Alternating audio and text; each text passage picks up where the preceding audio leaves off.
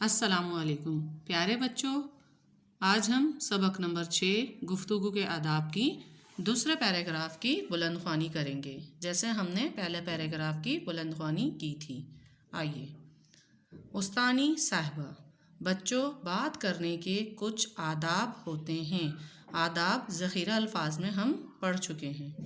ऐसे बात करने से किसी की बात समझ में नहीं आएगी और ना ही मुकम्मल हो सकेगी। मुकम्मल भी ज़ख़ीरा अल्फाज में मौजूद था। क्या सब का इकट्ठे बोलना अच्छी बात है? इकट्ठे ये वर्ड भी ज़ख़ीरा अल्फाज में मौजूद है। जी नहीं, सब फिर बुलंद आवाज़ से बोले। उस्तानी साहिबा ने पहले क्या पूछा था कि चिड़ियाघर की सैर करने गए थे, तो तमाम बच्चों ने उसका एक साथ जवाब दिया।